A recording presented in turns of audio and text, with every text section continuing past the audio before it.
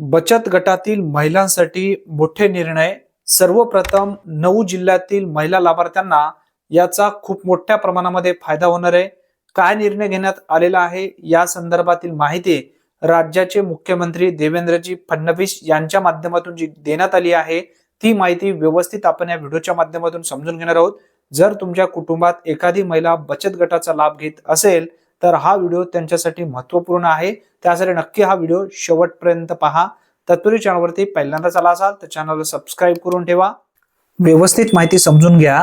राज्यातील महिला शेतकऱ्यांना सक्षम करण्यासाठी मुख्यमंत्री देवेंद्र फडणवीस यांच्या मार्गदर्शनाखाली गोदरेज ॲग्रोवेट लिमिटेड आणि महाराष्ट्र राज्य ग्रामीण जीवनोन्नती अभियान उमेद यांच्यात महत्त्वपूर्ण सामंजस्य करार करण्यात आला आहे. या करारामुळे राज्यातील 9 कापूस उत्पादक जिल्ह्यातील 5,000हून अधिक महिला शेतकऱ्यांना शाश्वत व आधुनिक शेती पद्धतींचे प्रशिक्षण मिळणार आहे, असा उल्लेख या ठिकाणी स्पष्टपणे करण्यात आलेला आहे. पुढे माहिती व्यवस्थित समजून घ्या म्हणजे सर्व डाऊट तुमचे क्लिअर होईल.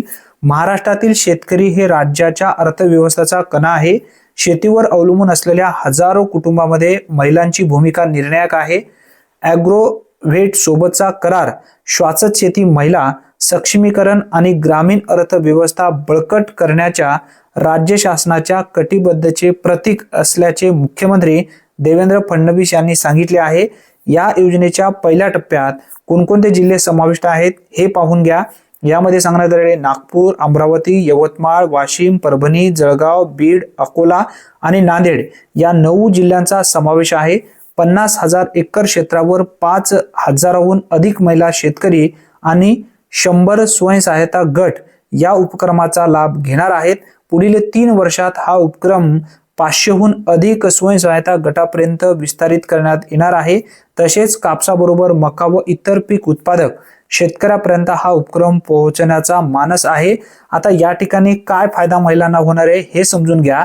जर हे प्रशिक्षण महिलांना दिले तर आपल्या शेतीमध्ये जे काही आपल्याला उत्पन्न घ्यायचं आहे, जर त्यांना प्रशिक्षण मिळालं तर ते उत्पन्न आपल्याला चांगल्या पद्धतीने घेता येईल. उत्पन्न जर चांगलं आलं तर आपली आर्थिक परिस्थिती जी आहे ती चांगली बनेल. आर्थिक परिस्थिती या ठिकाणी चांगली जर बनली तर आपण सुद्धा सक्षम नक्की बनू शकतो. हा एक महत्त्वपूर्ण निर्णय असल्यामुळे जास्तीत जास्त महिलांपर्यंत हा व्हिडिओ नक्की शेअर करा. धन्यवाद. पुन्हा भेटूया. तोपर्यंत जय हिंद, जय महाराष्ट्र.